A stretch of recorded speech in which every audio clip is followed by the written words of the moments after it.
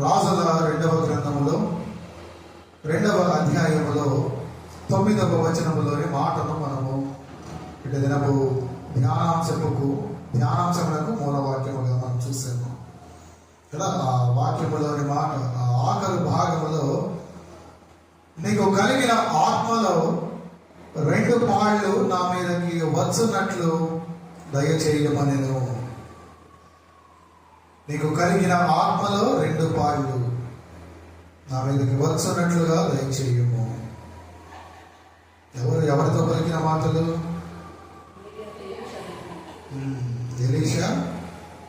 ఏలియాతో పలికిన మాటలు. ఎలీషాతో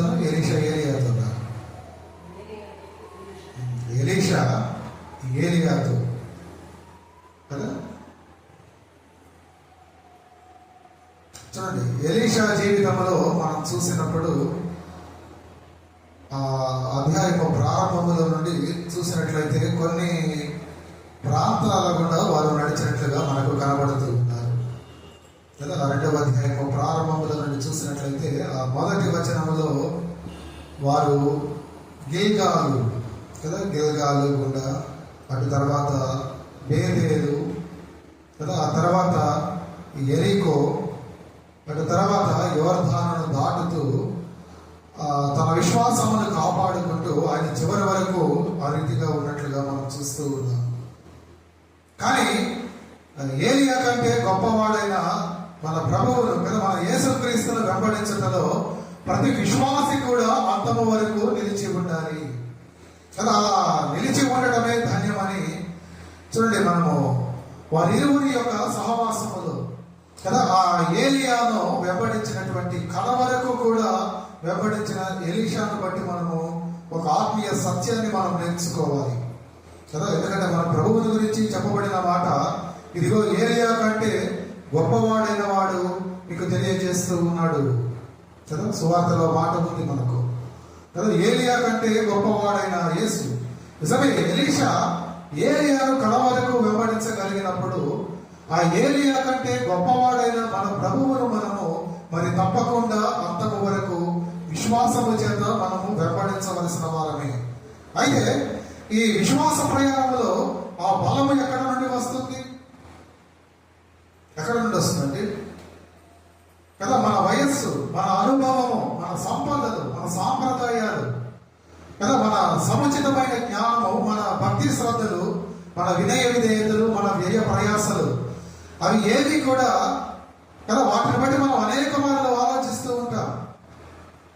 విశ్వాసి బలమును బలపరుచుకోవటానికి చూడండి, అవన్నీ అవసరమేమో, కానీ వాటిని బట్టి మన బలము ఉందని కదా, మనము బలవంతులమని అవి మన బలానికి ఆధారము కాదు కదా. అవి మన బలమును కనపరచడానికి అవసరమే, కానీ అవి ఉండుట చేత మనము బలవంతులమని కాదు కదా. విశ్వాసి బలము పరిశుద్ధాత్మ నింపుదలతో మాత్రమే కనబడుతూ ఉంటుంది కదా. మీరు అక్కడ చూసినప్పుడు ఆ 9వ వచనంలో వారి మధ్యన జరిగిన గొప్ప ఆత్మీయ సమ్మేళనంలో దాగి ఉన్నటువంటి ఆత్మీయ సత్యం అదే.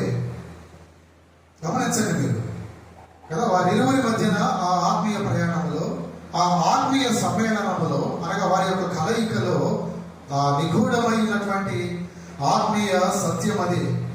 ఏలియా దినాలు పరిసమాప్తమైపోతూ ఉన్నాయి కదా, ఆయన ఆరోహణమయ్యే సమయం దగ్గర కాబోతూ ఉంది.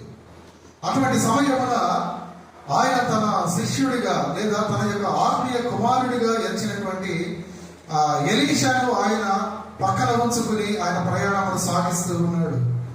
అటువంటి సమయంలో ఆ యొక్క ఆఖరు దినాలలో, ఆయన యొక్క ఆఖరు ఘడియలలో ఏలియా ఆయనను అడుగగా, ఎవరిని? ఎలీషాను అడుగగా ఎలీషా కోరుకున్నటువంటి ఆత్మీయ సత్యం అది కదా. పరిశుద్ధాత్మ చేత నాకు నింపుదల కావాలి కదా. పరిశుద్ధాత్మ ఆ నింపుదల చేత నేను బలపడాలి.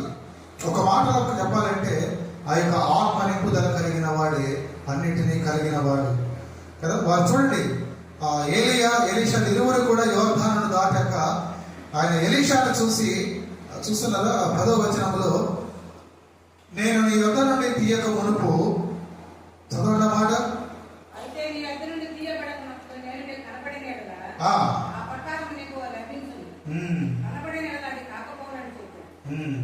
అంటే నేను నీ యొద్ద నుండి తీయబడక మునుపు నీ కొరకు నేనేమి చేయకూడదునో దానిని అడుగమనగా, చూడండి ఎలీషా ఏ ఆయుష్నో కదా, ఐశ్వర్యమునో, శత్రు సంహారణమునో, లేదా తన మిత్రుల సంరక్షణనో కదండి, ఏ పేరు ప్రతిష్టలను, ఏ పుత్ర సంతానమును కావాలని కోరుకోలేదు. కానీ కదా తాను పిలువబడిన పరిచర్యలో ఆయనకు అవసరమైనది అత్యుత్తమమైనదైనటువంటి ఆత్మ నింపుదలను ఆయన కోరుకున్నాడు కదా.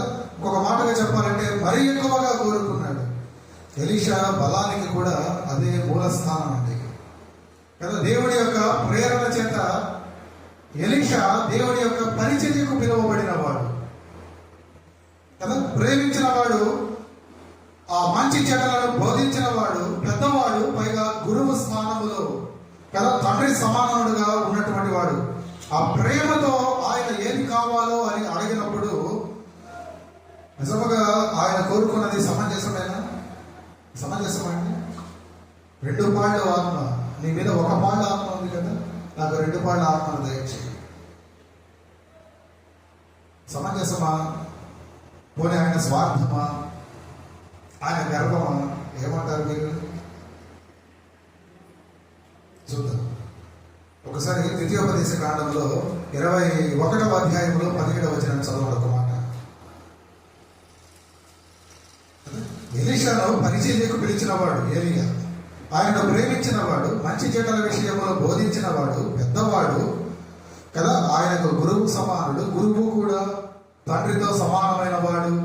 ప్రేమతో నీకు ఏది కావాలి అంటే, నీకు కలిగిన ఆత్మలో 2 పాళ్ళు నా మీదకి వచ్చునట్లు దయచేయమని కోరటం సమంజసమా కాదా? అది మన ప్రశ్న. అందులో ఆయన స్వార్థం ఉన్నదా, లేక ఆయన గర్వానికి అది నిదర్శనమా? చదవండి ఒకసారి తీసిన వాక్య భాగాన్ని. రక్షింపబడిన దాని కుమారునికి ఆ, తండ్రి తన ఆస్తి అంతటిలో ఆ, రెట్టింపు భాగం ఇచ్చి వారిని జ్యేష్ఠునిగా ఎంచవలెను. కదా, రెట్టింపు భాగ్యం నుంచి వారిని జ్యేష్ఠునిగా ఎంచవలెను. వారిని జ్యేష్ఠుడుగా ఎంచాలి కదా. జ్యేష్ఠుడు తండ్రిని 2 పాళ్ళు కోరుట సబబే. ఇప్పుడు తండ్రి సమానుడు కదా ఏలియా, అటువంటిప్పుడు ఆయనను 2 పాళ్ళు ఆత్మ కోరటం మరి సబబేనా? ముమ్మాటికి సబబే కదా. చూడండి, శరీర సంబంధముగా కలిగిన కుమారులకు అంత హక్కు ఉన్నప్పుడు ఆధ్యాత్మికంగా తండ్రితో సమానుడైనటువంటి ఏలియాను కదా ఆయనకు కలిగిన స్వాస్థ్యములో తాను జ్యేష్ఠుడిగా ఎంచి కదా ఆయన ఎంతో ప్రియముగా అడిగాడు. ఖచ్చితంగా అది సమమే తప్ప, అది సబబే తప్ప, సమంజసమే తప్ప, అది ఎలీషాకు కలిగినటువంటి స్వార్థము ఎన్నటికీ కాదు, అది ముమ్మాటికి కాదు కదా. ఆ మాటకు వస్తే నూతన నిబంధనలు కూడా మన ప్రభువు దగ్గర కూడా మనం ఒక మాటను జ్ఞాపకం చేసుకోగలం. యోహాను సువార్త 14వ అధ్యాయం 12వ వచనాన్ని చూడండి ఒకసారి. అక్కడ ఒక మాట రాయబడి ఉంటుంది. యోహాను సువార్త 14వ అధ్యాయము 12వ వచనము. నేను కనుక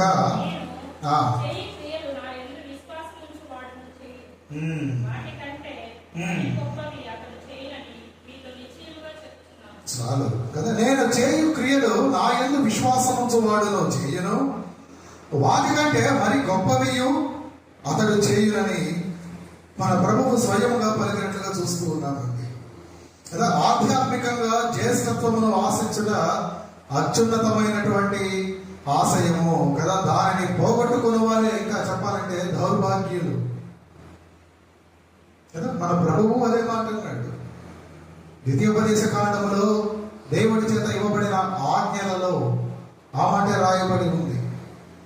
ఆ రీతిగా 2 వాక్యాలను బట్టి చూస్తే ఎలీషా కోరుకున్నది ముమ్మాటికి సబబు, అది తప్పు ఎంత మాత్రము కాదు కదా. కొందరికి చూసేవారికి అది ఎలా ఉంటుందంటే కదా, ఇతను గురువును మించిన శిష్యుడిగా లేదా గురువును మింగిన శిష్యుడిగా ఉండాలనుకుంటున్నాడేమో కొందరు అనుకుంటారు పాపం.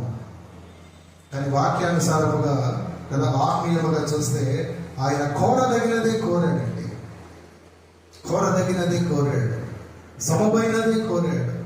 దేవుని దృష్టికి అనుకూలమైన దానినే ఎలీషా కోరుతూ ఉన్నాడు కదా. ఇంకా అలా కోరని వారే చూడండి, అందుకే ఒక మాట ఉంటుంది కదా మనకు, ఒక పూట కూటి కొరకు తన జ్యేష్ఠత్వపు హక్కును అమ్మివేసిన ఏశావు వంటి భ్రష్టుడు కదా, ఏశావు వంటి భ్రష్టుడైన వ్యభిచారి అయిన మీద ఉన్నాడేమో, మీరు జాగ్రత్త పడండి, మీరు జాగ్రత్తగా చూసుకోండి అంటాడు గ్రంథకర్త ఎవ్రీ సంఘానికి రాస్తూ కదా. 12వ అధ్యాయం 16వ వచనంలో మాట, ఒక పూట కూటి కొరకు తన జ్యేష్ఠత్వపు హక్కును అమ్మివేసిన ఏశావు వంటి భ్రష్టుడైనను వ్యభిచారి అయినను ఉండునేమో అని జాగ్రత్తగా చూసుకొనడి కదా. ఎవరు భ్రష్టుడు? ఎందుకు అతను వ్యభిచారిగా ఎంచబడ్డాడు?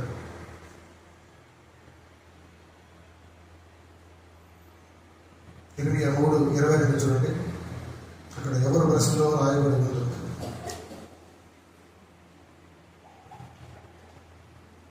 ఇరవై 3:22 భ్రష్టులైన బిడ్డలారా తిరిగి రండి, మీ అవిశ్వాసమును నేను బాగు చేసేదను కదా. అవిశ్వాసులు దేవుని బిడ్డలే, కానీ తొలినాళ్ళలో ఉన్న విశ్వాసము వారిలో లేదు. ఆ విశ్వాసము దినదినము సన్నగిల్లిపోయి ఒకనొక రోజున వారు అవిశ్వాసులుగా దేవుని సన్నిధిలో నిలవబడ్డారండి.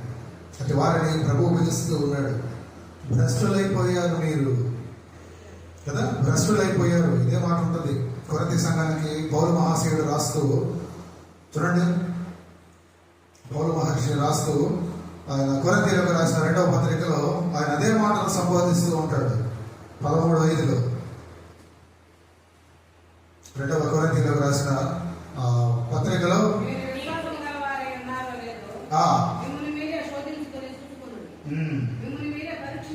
పరీక్షించుకునండి,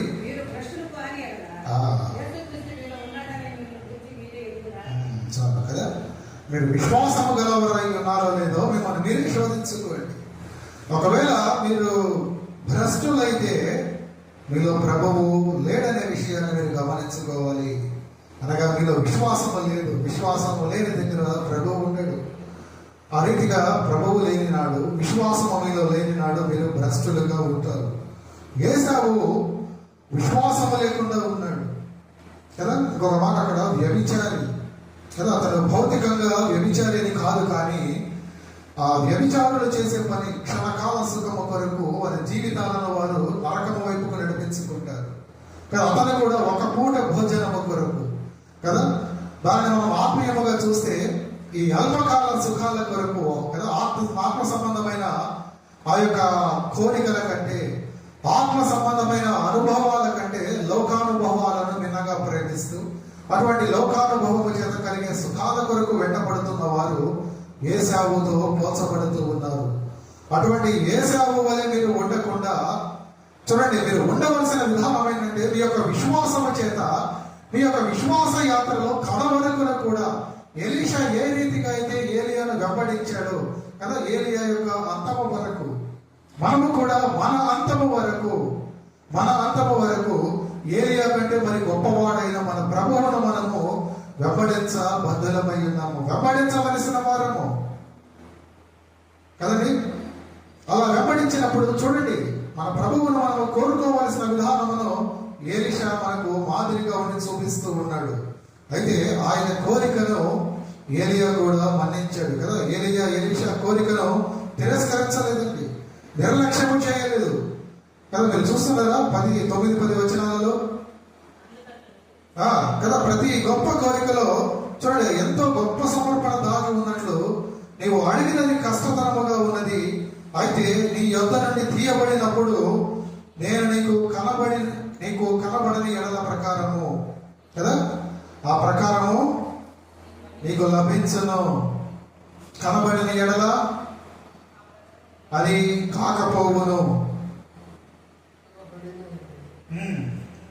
నీ యొద్ద నుండి తీయబడినప్పుడు నేను నీకు కనబడిన ఎడల, కనిపిస్తే ఆ ప్రకారం నీకు లభిస్తుంది. నేను కనిపించకపోతే అది కనబడదు కదా, అది జరగదు.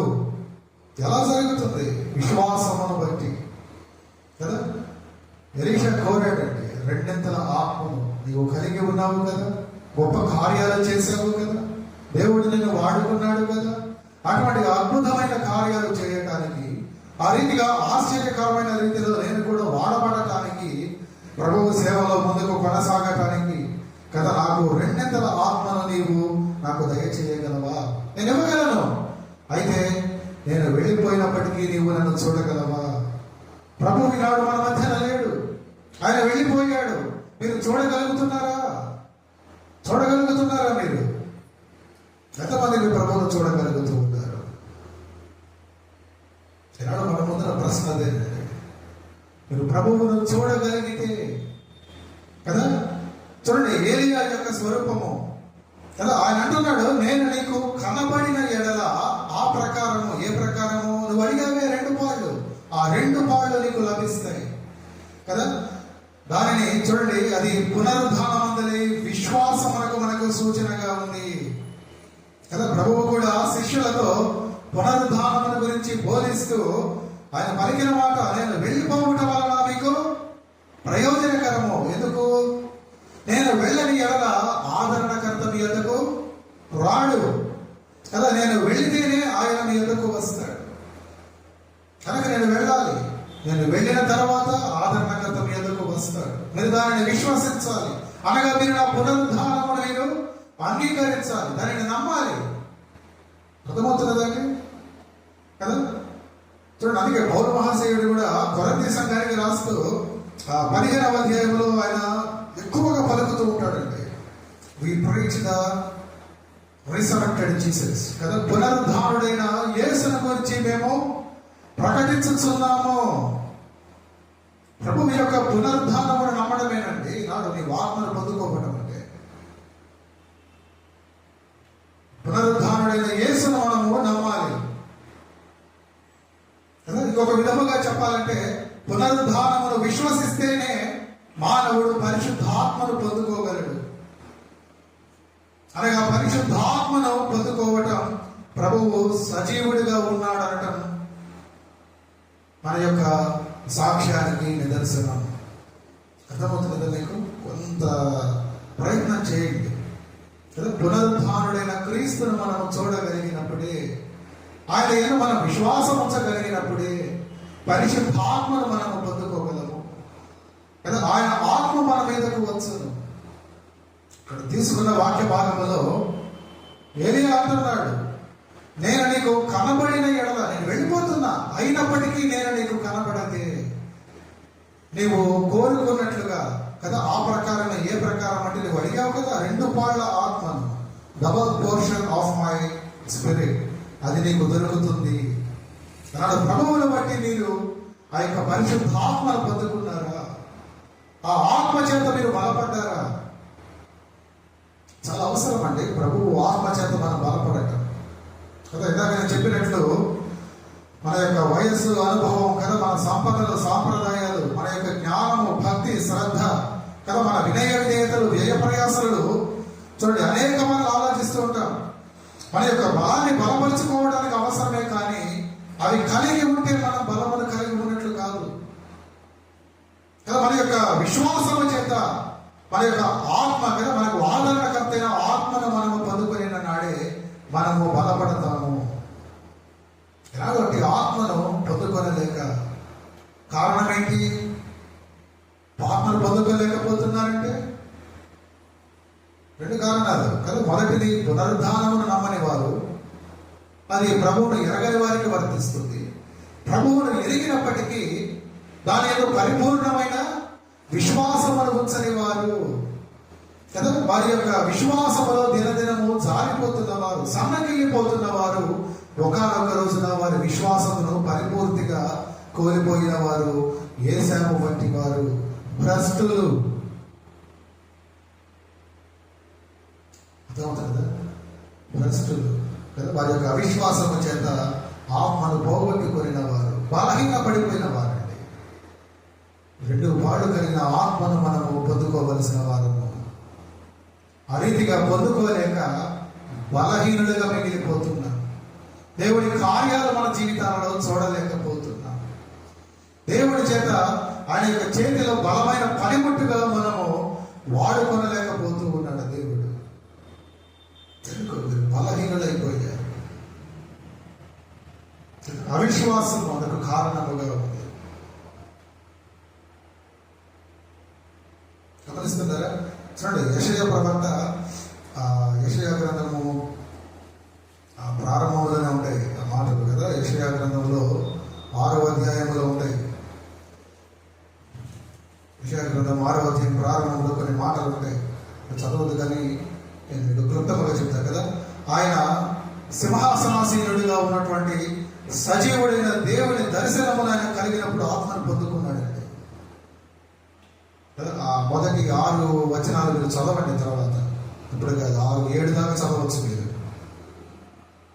కదా. 8 వరకు అప్పుడు నేను ఎవరిని పంపేదను, మా నిమిత్తము ఎవడు పోవులని ప్రభువు సెలవీయగా వీటిని అంతటా నేను చిత్తగించును, నేనున్నాను, నన్ను పంపమన్నాడు.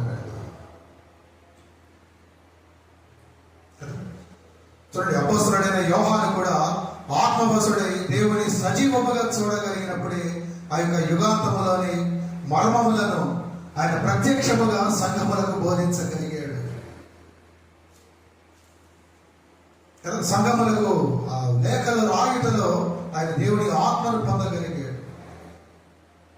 ఈ యేసును దేవుడు లేపెను, దీనికి మేమందరము సాక్షులమని అపోస్తలుల కార్యముల గ్రంథములో 2వ అధ్యాయం 32వ వచనములో చూడండి, శిష్యులు చెప్పగలిగినప్పుడు వాడు ఆత్మపూర్ణులని లోకము గ్రహించిందండి. వారందరూ యెషయా, యోహాను, మిగిలిన శిష్యులందరూ కూడా ఆ రీతిగా ఆత్మపూర్ణులుగా. ఈనాడు దేవుడు ప్రతి విశ్వాసికి 2 పాళ్ళ ఆత్మనిచ్చుటకు చూడండి, ఆయన వారి ద్వారా ఆయన కంటే గొప్ప కార్యములు చేయించడానికి ఆశపడుతూ ఉన్నాడండి. అందరూ బట్టి ఆనందిస్తూ ఉన్నాడు. చదువుకున్నాం కదా యోహాను సువార్తలో 14వ అధ్యాయంలో కదా. అందుకు కారణం వారందరూ కూడా పునరుద్ధానుడైన క్రీస్తును వారు విశ్వసించారు. ఆ విశ్వాస విషయంలో వారు ఎంత బలీయముగా ఉన్నారంటే వారు 2 పాళ్ళ ఆత్మను నింపుకొనిన వారై ఉన్నారు. దేవుడు వాడుకున్నాడు కదా వారిని. పరిశుద్ధ గ్రంథములో వారి పేర్లు లెక్కించబడ్డాయి. వారు చేసిన కార్యాలు అక్కడ మనకు వెల్లడి చేయబడ్డాయి. 2 పాళ్ళ ఆత్మను వారు పొందుకొనిన వారండి. అందుకు వారు పునరుద్ధానమును విశ్వసించారు. దాని ఏదో బలీయమైన వారి యొక్క విశ్వాసమును వారు కనపరచగలిగారు కదా. ఈనాడు విశ్వాసమును నీవు కూడా కలిగి ఉంటే ఆ యొక్క ఆత్మను నీవు పొందుకొని బలమైన కార్యాలు చేయగలవు కదా. రెండవది అక్కడ మీరు చూసినప్పుడు అక్కడ ప్రధానముగా మనకు కనబడేది ఏలియా యొక్క వస్త్రము కదా. ఏలియా వస్త్రము మనకు కనబడుతూ ఉంటుంది.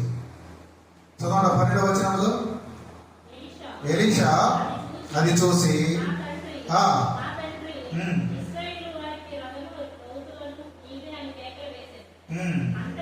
అంతలో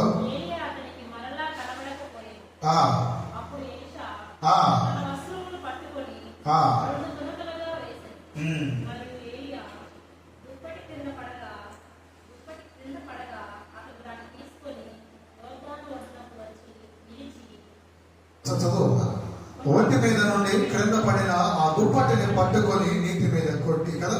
మీరు గమనించినప్పుడు అక్కడ 2 వ్యక్తులకు సంబంధించినటువంటి వారి యొక్క వలువలు లేదా వారి యొక్క వస్త్రాలు మనకు కనబడుతూ ఉన్నాయి. ఒకటి ఎలీషాది, రెండవది ఏలియాది కదా. ఎలీషా తన వస్త్రమును చెప్పుకొనడానికి కదా. ఏలియా దుప్పటి కింద పడినప్పుడు అక్కడ గొప్ప పారమార్థిక సత్యం ఉందండి, ఆత్మీయ సత్యం కదా. మానవుడు పశ్చాత్తాపముతో తన హృదయమును పగలగొట్టుకొనకుండా పరిశుద్ధుడైనటువంటి క్రీస్తును హృదయంలో చేర్చుకోలేడు. ఎలీషా పని చేశాడు కదా. ఎలా చెబుతున్నారు పాస్టర్ గారు? ఆయన వస్త్రాన్ని చెప్పుకుంటే ఆయన హృదయాన్ని చెప్పుకున్నట్టుగానా? అవునండి కదా. ఎందుకు? మానవుని నీతి దేవుని దృష్టికి ఎలా ఉంది? మురికి గుడ్డ వలె. అయితే ఆ నీతి ఎక్కడ ఉంటుంది? మానవుని బయట అనగా మానవుని వెలుపల, మానవుని లోపల కదా. మానవుని లోపల కదా. ఆ నీతికి మూలమైనది మానవుని హృదయము.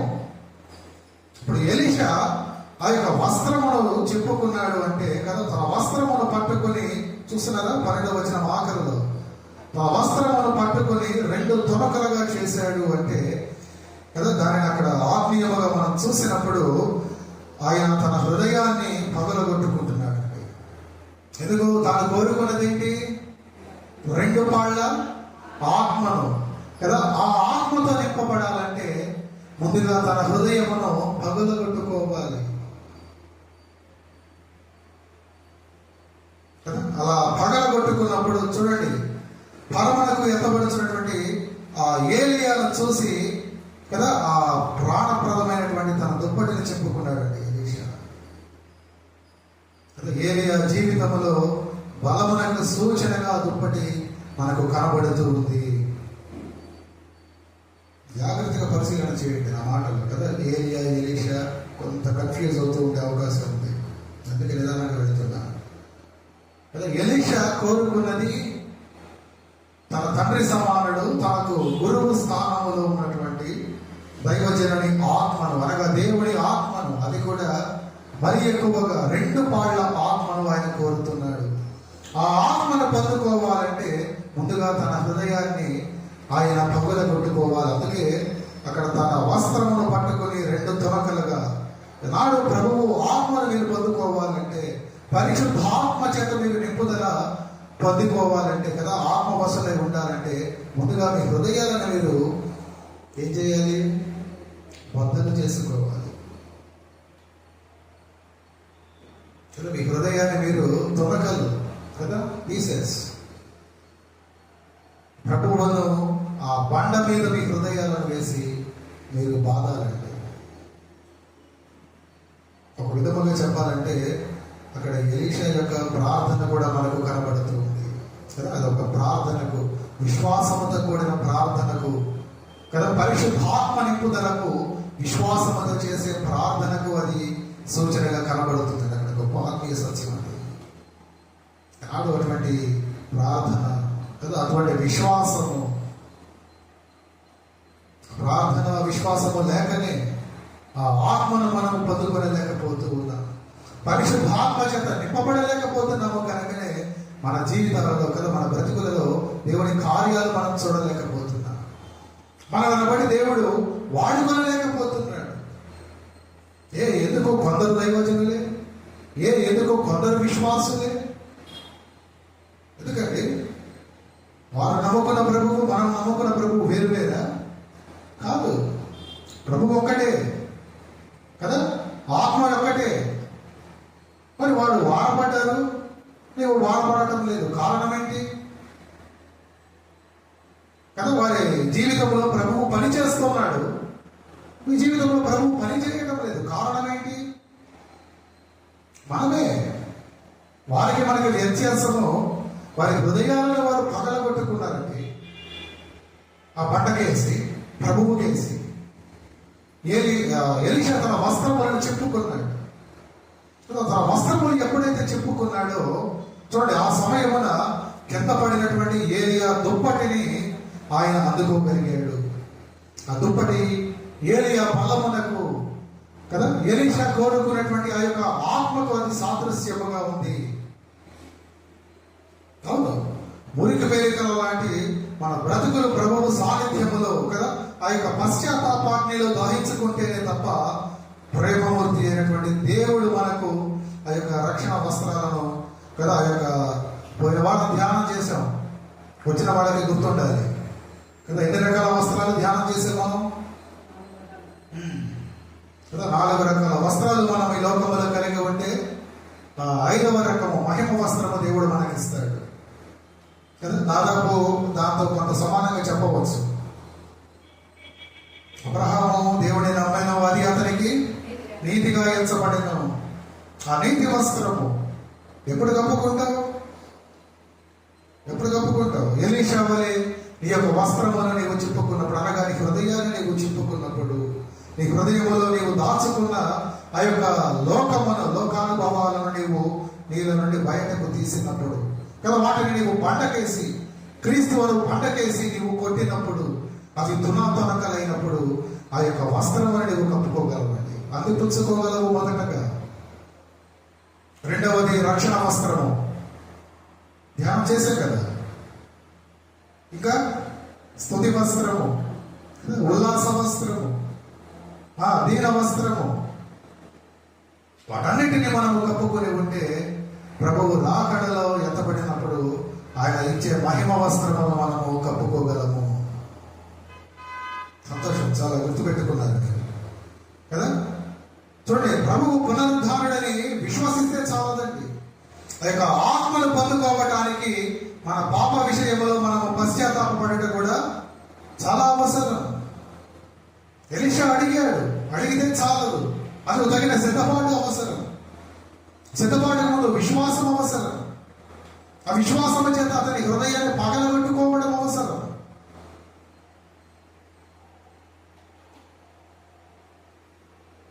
ప్రభువు మన జీవితానికి పునాది రాయి కదా. రాయి మీద మన పాప బ్రతుకులను మనము పగలగొట్టుకోనాలంటే ఎంతమంది పగలగొట్టుకుంటున్నారు అన్నాడు.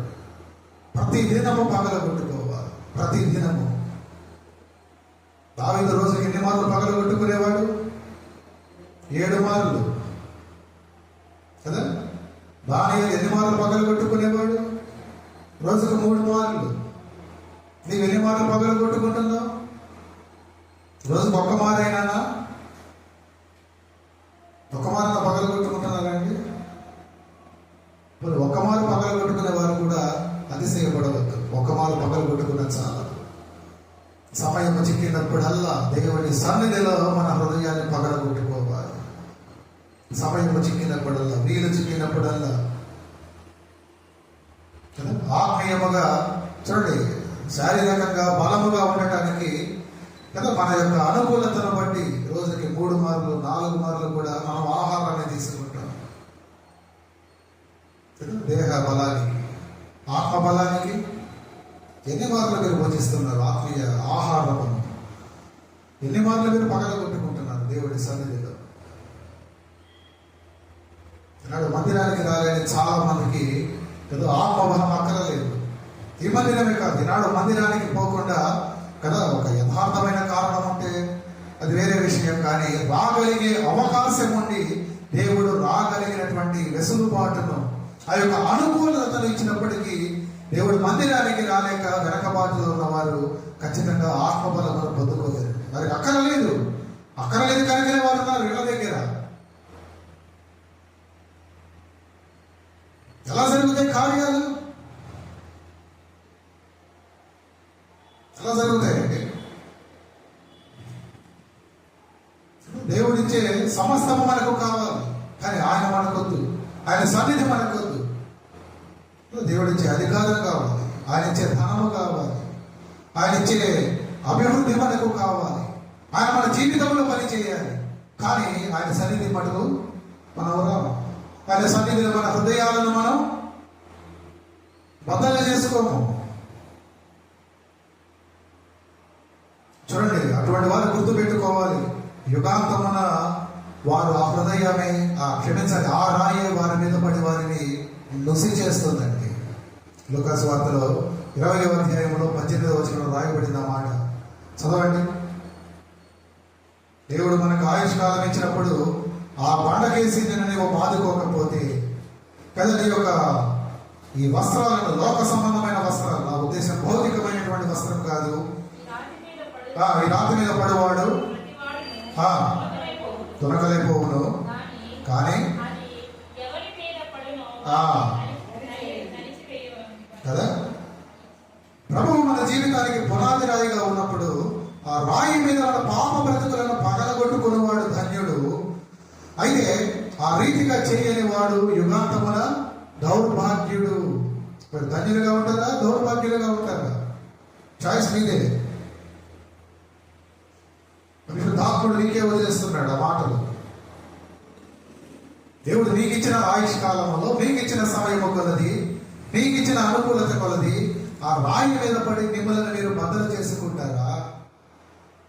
లేక అలాగే ఉంటూ ఆ సమయాన్ని పోలిస్తూ దేవుడు మీకు ఇచ్చిన అనుకూలతలు, ఆ యొక్క వనరులు మీరు పాడు చేసుకుంటూ కదా యుగాంతమున రాకడ సమయమున ఆ రాయిని నీ మీదకు మీరు అనుమతిస్తారా? నుచ్చు అయిపోతారంటే మీకు ఏది కావాలి? విశ్వాసయోగ్యులుగా ఉంటారా? కదా, ఆత్మను పొందుకోవటానికి చూడండి, పునరుద్ధానమందలి విశ్వాసము మొదటి మెట్టయితే పశ్చాత్తాపడి బ్రతకటము, ఆ రీతిగా సమర్పించుకోవటము రెండవ మెట్టు. మొదటి మెట్టులో విశ్వాసం అయితే రెండవ మెట్టులో పశ్చాత్తాపం. ఎలీషా జీవితంలో అవి రెండు మనకు కనబడుతూ ఉన్నాయి. ఎలీషా జీవితంలో ఆ రెండు విషయాలు మనకు కనబడుతూ ఉన్నాయండి. తాను కోరుకున్న దానిని పొందుకోవటానికి అలా ఉన్నది కనుకనే, అలా చేశాడు కనుకనే కదా, అలా ఉన్నాడు కనుకనే ఆ ఏలియా దుప్పటి కంటే బలమైన నీతి వస్త్రమును రాడు. మీరు కూడా కదా, ప్రభువు ఆత్మ మీ మీదకు రావాలంటే మిమ్మల్ని మీరు బద్దలు చేసుకోవాలి. మీ హృదయాలు ఇంకా ఏమున్నాయి? మీ హృదయాలలో ఏం ఆలోచిస్తున్నారు? మీరు దేనిని వెతుకుతున్నారు? మీరు అనుకోవచ్చు, నేను కోరేది, నేను వెతికేది తెలియదు కదా, పాస్టర్ గారు నమ్ముతున్నారు, సంఘస్థులు నమ్ముతున్నారు, సమాజం నన్ను మంచి భక్తిలో ఉన్నాను, భక్తి చేస్తున్నానని నమ్ముతున్నది. గమనించండి, మీరు హృదయ అంతరంగములు ఎరిగిన వాడు దేవుడు కదా. నీ హృదయములో తలంపు పుట్టకమునపే ఆయన నీ యొక్క ఆలోచనను ఎరిగిన వాడు. అటువంటి దేవుడిని మనం మోసం చేయలేమండి. వాక్యం చెబుతున్న మాట అదే. దేవుడు వెక్కిరింపబడ్డాడు కదా, గమనించుకోవాలి మనం. నాడు మన హృదయములో ఏముంది? అటువంటి హృదయాలను మనము బద్దలు చేస్తున్నామా లేదా? ఆ యొక్క మురికి వస్త్రమును నీవు విడిచిపెడుతున్నావా లేదా? ఎలీషా విడిచిపెట్టాడు తాను కోరుకున్న ఆ రెండు పాళ్ళ ఆత్మను పొందుకోవటానికి. తనకు అనుగ్రహించబడింది కదా ఆ యొక్క ఏలియా దుప్పటిని ఆయనకు దొరికింది. ఎప్పుడు అంటే అతని యొక్క వస్త్రమును అతను రెండు తొనకలుగా చింపుకున్నప్పుడు. ఈనాడు నీ మురికి వస్త్రమును, నీవు నీతిగా ఎంచుకున్న వస్త్రమును కదా, నీ దృష్టికి మంచిదిగా కనిపించే ఆ యొక్క ఆలోచనతో కూడిన వస్త్రమును నీవు చెప్పుకుంటేనే తప్ప దేవుడు అనుగ్రహించు నీతి వస్త్రాన్ని, ఆయన వలనైన రక్షణ వస్త్రాన్ని నీవు కప్పుకోలేవండి. అది కప్పుకుంటేనే కానీ దేవుడు నిన్ను వాడుకోలేడు.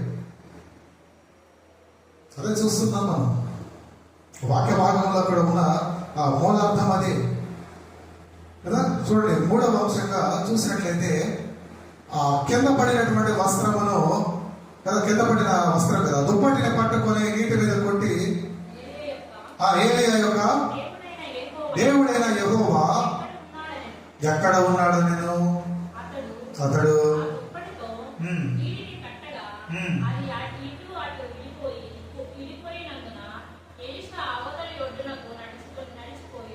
కదా. మీరు గమనించినట్లయితే ఏలియా అక్కడ ప్రార్థన చేస్తున్నట్లుగా మనకు కనబడుతూ ఉంది కదా. చూడండి, కింద పడిన ఆ దుప్పటిని పట్టుకొని నీటి మీద కొట్టి ఏలియా యొక్క దేవుడైన యెహోవా ఎక్కడ ఉన్నాడు? నేను దేవుడు అడుగుతున్నాడు. దుప్పటిని అడుగుతున్నాడా? జాగ్రత్తగా చదవండి.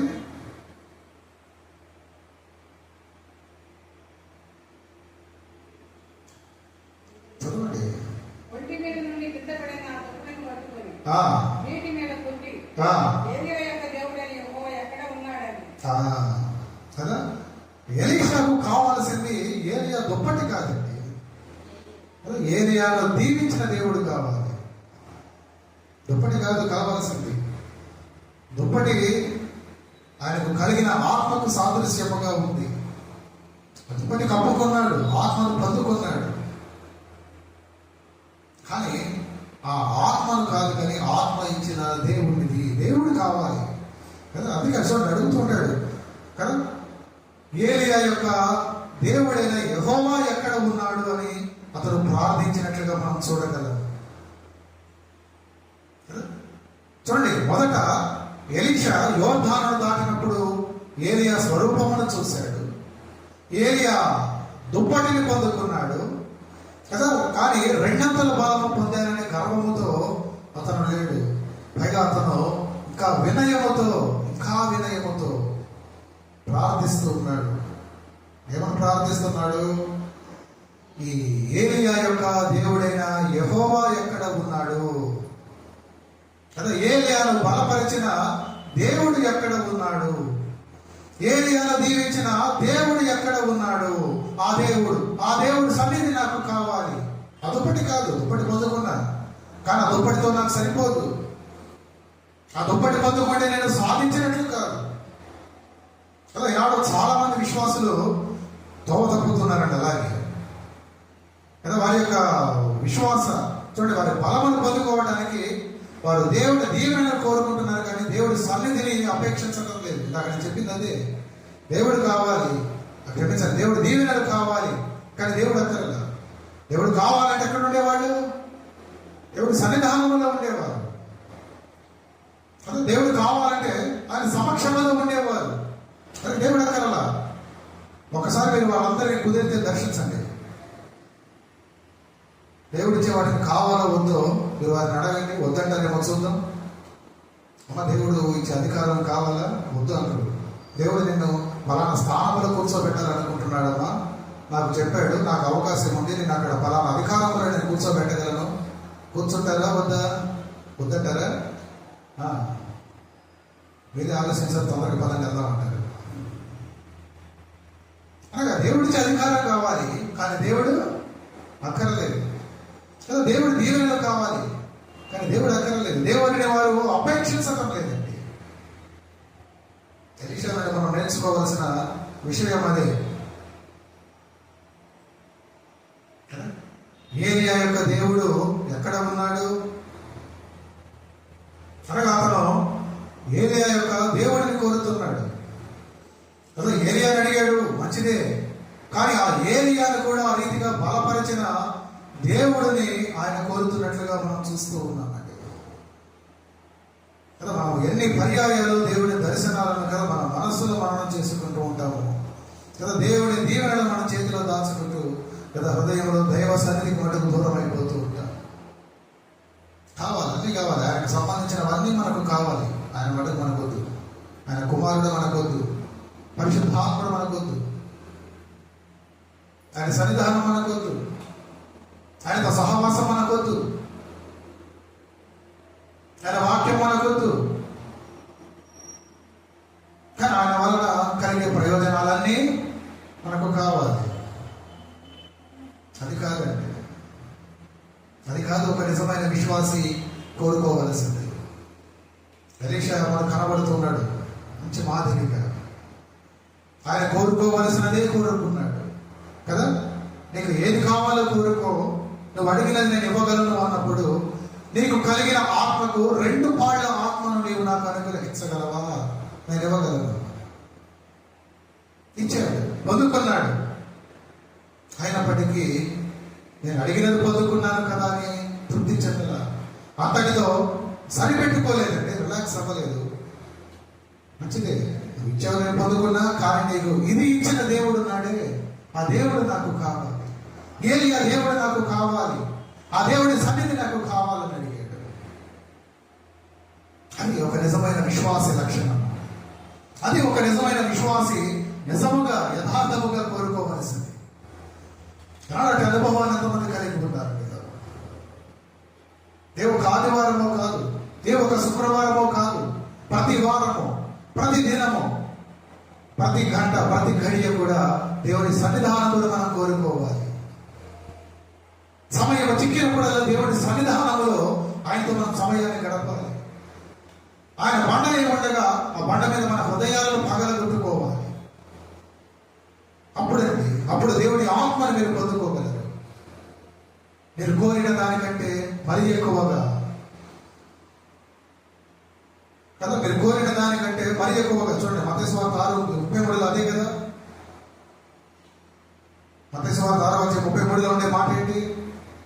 మొదట మీరు దేవుని రాజ్యమును నీతిని వెదకుడి, అప్పుడు అవన్నీ అందులో మీకు అడగనివి కూడా ఉంటాయి. మీకు ఆ విషయం తెలియదు. మీరు అడిగినవే కాదు, మీరు అడగనివి, అనగా మీకు ఏవైతే అక్కరగా ఉన్నవో అవి మీరు అడగకపోయినా, అవి మీరు మరచిపోయినా దేవుడు వాటిని జ్ఞాపకం ఉంచుకొని వెలిగిస్తాడండి. ఎప్పుడు? ఆయన సన్నిధిని మీరు వెతికినప్పుడు, ఆయన రాజ్యమును మీరు వెతుకుతూ ఉన్నప్పుడు, ఆయన నీతిని వెతకడానికి మీరు ఇష్టపడినప్పుడు, ఏలియా వెతికాడు, ఎలీషా వెతికాడు. ఏలియాను మాదిరిగా తీసుకుని ఆయన కంటే మరీ ఎక్కువగా వెతికాడండి. మీరు వెతుకుతున్నారా?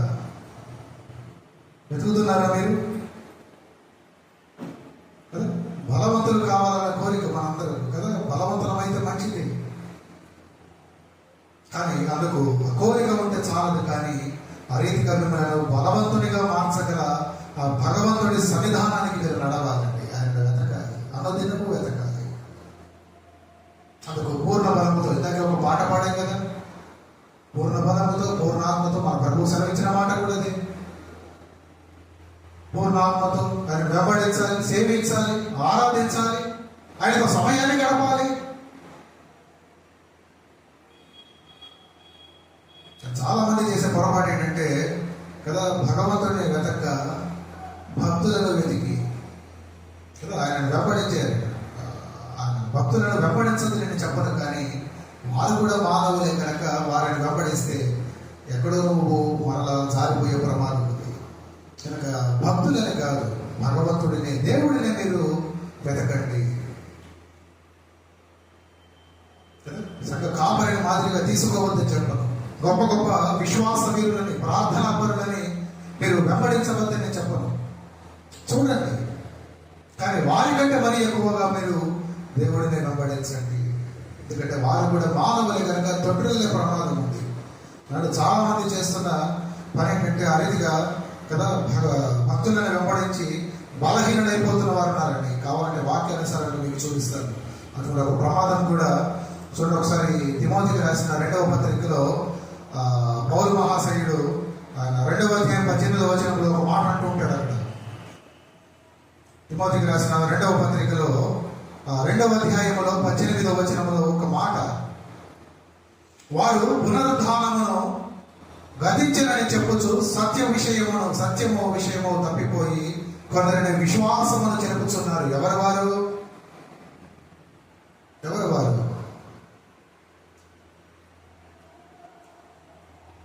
చూడండి, హుమెనయును ఫిలేతు. చూస్తున్నారా? తిమోతికి రాసిన 2వ పత్రికలో 2వ అధ్యాయంలో 17 చదవండి, 17, 18. రాకినట్లు రాకును వారిలో హుమెనయును ఫిలేతులో ఉన్నారు. వారు ఏం చేస్తున్నారంటే పునరుద్ధానము గతించనని చెప్పుచు సత్యము విషయము తప్పిపోయి కొందరు విశ్వాసమును వారు జరుపుతున్నారు కదా. అది మనుషులను వెంబడిస్తే జరిగే పరిస్థితి, జరిగే పరిణామం అలా ఉంటుంది. నష్టము జరుగుతుందండి. నమ్మకముగా వెంబడిస్తున్నారు, కానీ పౌలు మహాశయుడు కనుక్కున్నాడు, వారి బోధలో వక్రీకరణ ఉంది, వారి బోధ తప్పుడు సిద్ధాంతం వైపు వెళుతున్నది. కనుక వారిని గురించి మీరు జాగ్రత్త పడండి. ఏదో పునరుద్ధానమున లేదని వారు ప్రకటిస్తున్నారు. అందుకే అన్న భక్తులను మీరు చూడండి, గమనించండి.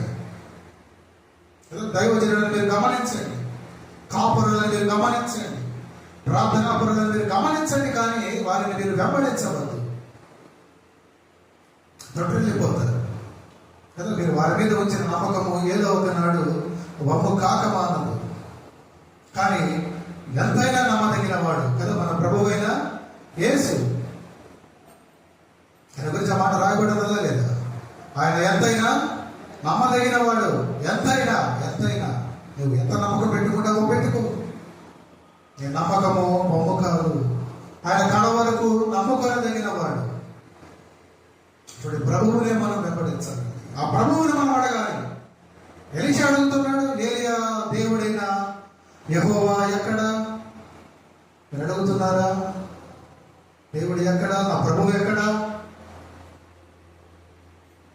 అడగాలి. దేవుడిని మనం అడగాలి, వెతకాలి. అలా వెతకక చూడండి, చాలా మంది ఆ రీతిగా కదా ఆ రెల్లు వలె కదా విశ్వాసహీనులై కొట్టబడుతున్నారు అన్నట్టు ఈనాడు. ప్రభువును వెతకక, లేఖనాలు ఏం చెబుతున్నాయో తెలియక కదా, చాలా గొప్ప ప్రమాదంలో మనం ఉన్నాం. ఈ మధ్యకాలం విజయవాడ వెళ్ళినప్పుడు అక్కడ బీసెంట్ రోడ్లో పనుండి వెళ్ళాము. అక్కడ పని కట్టుకునే ఒక గుంపు ఉంది. క్రైస్తవులే వారు కూడా. వారు వెతికి మరి ఎలా కనుక్కున్నారో కానీ, సార్ మీరు క్రిస్టియన్స్ అన్నారు. అవునండి అన్నారు. సరే సార్ ఒక మాట అన్నాడు. అంత హడావడిలోనే ఎక్కడో కూర్చుని అలా కాదండి, హడావడిగానే అంత నేను నుంచునే ఉన్నా, వారు నుంచునే ఉన్నారు, చుట్టూ మంచి క్రౌడ్. వారు అనే మాట ఏంటంటే, ఈ రాబోయేది కదా, ఆ యొక్క నూతన యెరూషలేములో మనకు రాబోయేది ప్రభువు కాదట, ప్రభువు తల్లట. వక్రబోధ వారు వాక్యాన్ని కూడా చూపిస్తారు గలతీ పత్రికలో దానికి సంబంధించి, దాని కనెక్టెడ్గా మళ్ళా ప్రకటన గ్రంథంలో. మరి కాన్సెప్ట్ ఏంటంటే, తండ్రిగా ఆ దేవుడు ఉన్నప్పుడు ఈయన కుమారుడు కదా, మరి తల్లి లేకుండా ఉంటుందా?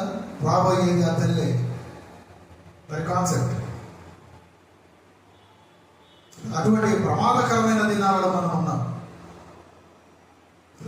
రోజుకు ఒక కొత్త బోధ, రోజుకు ఒక కొత్త సిద్ధాంతం. అటువంటి పరిస్థితులలో మనము ఎవరిని వెంబడించాలి అంటే మన దేవుడిని, ఆయనను వెతకడమే మనకు శ్రేష్టమైన పని. అంటే సన్నిధానంలోనే మనకు కావాల్సినంత సురక్షత. మన సన్నిధానంలో విడిచిపెడితే మన పరిస్థితి ఏమవుతుంది? దేవుడు మందిరాలకు చాలా మంది రాక కదా, లేఖనాల సారాంశము తెలియక, దేవుడి యొక్క ఆత్మ నడిపింపు లేక, ఆత్మల బలహీనలయ్యి వైదొలిగిపోతున్నారని చాలా మటుకు సంఘాలు ఖాళీ అయిపోతున్నాయి. బయట వెళుతుంటే కనుక సంఘాలకు చూస్తుంటారండి. చాలా సంఘాలు చాలా వెలితిగా ఉంటూ ఉన్నాయి. కారణం అదే, దేవుడి యొక్క సన్నిధానం అనేది అనుభవం వారి జీవితంలో కొరవైపోయింది. ఎలీషా నుండి మనం నేర్చుకోవాల్సిన మాట అదే కదా. మొదటిది ఆయన యొక్క విశ్వాసం అయితే కదా, పునరుద్ధానం అనే విశ్వాసము. ఏలియా మరలా నేను కనబడతానని నువ్వు నమ్మగలిగితే నువ్వు పొందుకుంటావు అన్నాడు. ఆయన నమ్మాడు. ఈనాడు ప్రభువు పునరుద్ధానం నువ్వు నమ్మగలిగితే, ఆయన అందరినీ నువ్వు సంపూర్ణమైన విశ్వాసం ఉంచగలిగితే ఆయనను నీవు చూడగలవు. ఆ యొక్క ఆదరణకర్తను పరిశుద్ధాత్ముడిని నీవు పొందుకోగలవు. అది మొదటి మెట్టు అయితే, ఈ ఆధ్యాత్మిక జీవనానికి రెండవ మెట్టు ఆ పొందుకున్న దాని మీద విశ్వాసం ఉంచడం. అర్థమవుతున్నదండి. పశ్చాత్తాపడటం రెండవది, పశ్చాత్తాపడటం. పొందుకున్న ఆ ఆత్మ యుద్ధ నీవు పశ్చాత్తాపడాలి, నీ హృదయాన్ని చెప్పుకోవాలి. ఎలీషా చేసిన పని చెప్పుకున్నాడు. తన హృదయాన్ని రెండు దొరకలయ్యేలాగున మీరు చెప్పుకుంటున్నారా? రెండవది మూడవది, ఆ ఆత్మను అనుగ్రహించిన దేవుడిని మనం వెతకాలి. దేవుడిని మనం వెతకాలి. మనం అలా చేసినప్పుడు ఎలీషా నిజముగా పొందుకున్నాడు అండి. నిజముగా ఆయన రెండింతల ఆత్మను బలమును పొందుకున్న రీతిగా మనకు ఎలా చెప్పగలరు పాస్టర్ గారు? నేను చెబుతానండి. ఎలాగంటే, మీరు గమనించినప్పుడు చూడండి, ఎలీషా ఎన్ని సంవత్సరాలు ఆయన పరిచర్య చేశాడు? ఏలియా 20 సంవత్సరాలు. ఏలియా 20 సంవత్సరాలు చేస్తే ఎలీషా 40 సంవత్సరాలు కదా, డబల్. ఎందుకు? ఈయన అడిగిన ఆత్మ ఎన్ని పాళ్ళు? రెట్టింపు కదా, 2 పాళ్ళ ఆత్మ, డబల్ పోర్షన్ అంతా కదా. ఏలియా 20 సంవత్సరాలు పరిచర్య చేస్తే ఎలీషా 40 సంవత్సరాలు చేస్తాడు. ఏలియా 7 అద్భుతములు చేస్తే ఎలీషా దాదాపు 14 అద్భుతాలు చేస్తాడు. అని గమనిస్తే మీకు రిఫరెన్స్ తోటి చెప్తే టైం చాలదు. గుర్తు పెట్టుకోండి, రాసి పెట్టుకోండి, వెతకండి మీరు కుదిరితే తర్వాత కదా. ఎందుకు? ఆయన అడిగినది పొందుకున్నాడు కనుక, అందుకొరకు ప్రయాసపడ్డాడు కనుక అన్ని 2 పాళ్ళ ఆత్మతో రెండింతల పరిచర్య కదా, రెండింతల కాలం. ఈయన 20 అయితే ఆయన 40 సంవత్సరాలు. ఈయన 7 గొప్ప కార్యాలు చేస్తే ఆయన 14 అద్భుతమైన కార్యాలు చేస్తాడు ఎలీషా. తన స్థితిని బట్టి ఆయన ఎప్పుడు కూడా దుఃఖించినట్లుగా లేదా తన పరిస్థితుల నుండి ఆయన పారిపోయినట్లుగా చూడండి, ఆయన ప్రాణం నిమిత్తము భయపడినట్లుగా కూడా ఎక్కడా లేదండి. ఎందుకు? రెండు వాళ్ళ ఆత్మను కదా, దేవుని ఆత్మను పొందుకున్నవాడు కనుక. నిజముగా దేవుని ఆత్మను పొందుకున్న వారు అలాగే ఉంటారండి. ఎలా ఉంటారు? సింహము వలె. ఎలా ఉంటాడు నీతిమంతుడు? సింహము వలె. అయితే ఆ నీతి ఎక్కడ నుండి వస్తుంది? అబ్రహామును జ్ఞాపకం చేసుకుంటే అతనికి ఏది నీతిగా ఎంచబడింది? యెహోవాను నమ్మెను కదా. అతను యెహోవాను నమ్మెను, అది అతనికి నీతిగా ఎంచబడిను. అంటే నీతిమంతుడు, ఆ నీతిని కలిగిన వాడు సింహము వలె ధైర్యముగా ఉంటారు. ఎలీషా ఉన్నాడు, రెండు పాట ఆత్మను పొందుకొనిన వాడిగా. అతని జీవితంలో అతను దుఃఖించినట్లుగా, ప్రలాపించినట్లుగా, భయపడినట్లుగా ఎక్కడ లేదండి.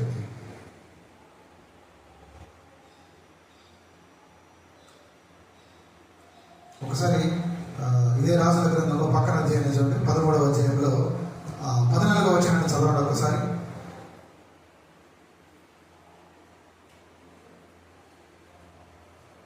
ఇదే రాజుల గ్రంథంలో 13వ అధ్యాయంలో 14. అంతటా ఎలీషా నా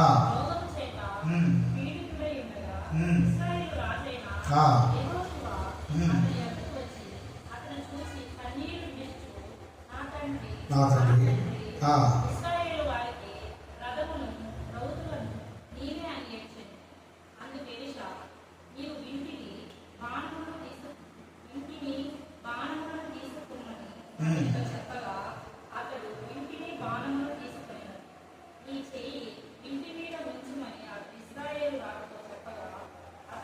19 వరకు మీరు చూస్తే కదా, అతను మరణ పడకల మీద ఉన్నా కూడా రాజులు సహితము అతనికి భయపడినట్లుగా, అతని ముందు ప్రణమిల్లినట్లుగా మనం చూడగలమండి. దేవుని ఆత్మ నింపుదలలో ఉన్న వారి జీవితం అలా ఉంటుంది కదా. రాజు సహితము మరణ పడకలు అనగా బలహీన స్థితిలో ఉన్నాడేమో భౌతికంగా, కానీ ఆత్మీయముగా అతని యొక్క బల సామర్థ్యములను బట్టి కదా, ఆ దేశ రాజు సహితము, యెహోయాషు సహితము అతని దగ్గరకు వచ్చి కదా, అతని ఎదుట భయముతో వణుకుతో కావాల్సినటువంటి ఆ యొక్క సలహాలు, సూచనల కొరకు అడుగుతూ ఉన్నాడు. అది ఎలీషా. రెండు పాళ్ల ఆత్మతో నింపబడిన ఎలీషా జీవితము కదా, అతని బ్రతుకు, అతని అంతము అలా ఉంది.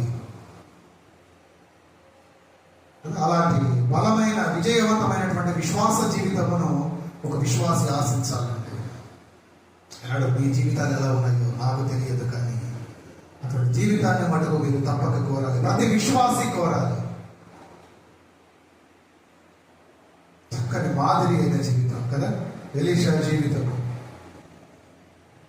రెండు పాళ్ళ ఆత్మ కొరకు ప్రార్థించి కదా, దేవుడు బలమును ఆయనకు ప్రసాదించినప్పుడు గొప్ప కార్యాలు చేస్తాడు. విశ్వాసమైన మన జీవితాలలో కూడా దేవుడు అలా పని చేయడానికి ఇష్టపడుతున్నాడు.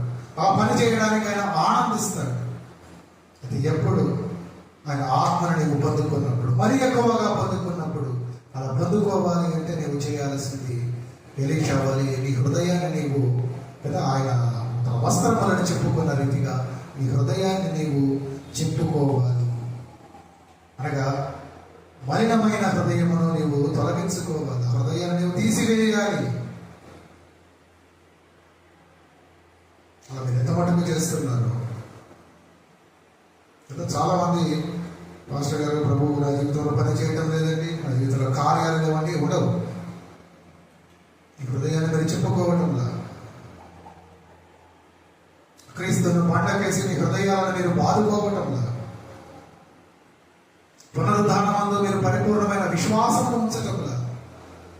పునరుద్ధానమందు విశ్వాసం ఉంచటమేనండి మన క్రైస్తవ జీవితానికి కదా, మన జీవనానికి ప్రప్రథమైనటువంటి మొదటి సోపానం అని చెప్పవచ్చు.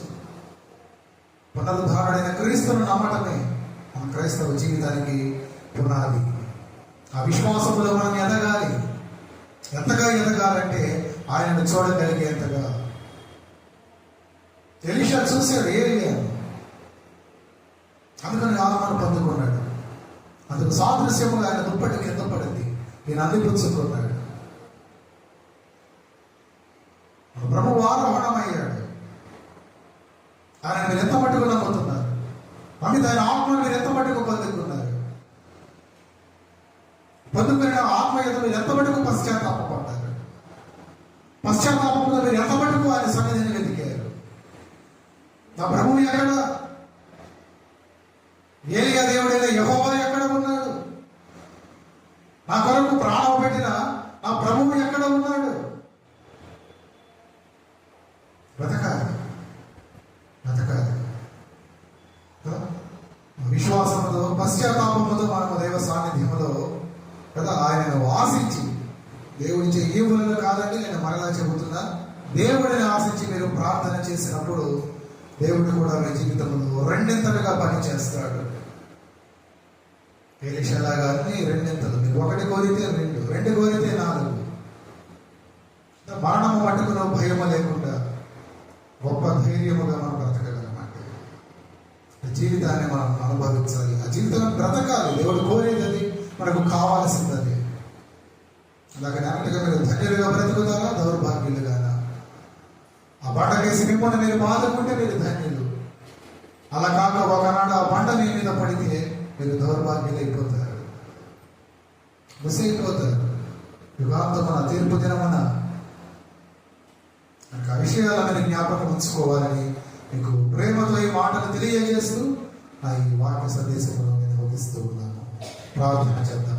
ప్రార్థన చేస్తూ ముందున్న సమయంలో మనం సిద్ధపడదాం. మహాపరిశుద్ధుడా, ప్రేమ గల తండ్రి, జీవాధిపతి, మీ ఘననామమునకు మీ పాదములకు వందనాలు.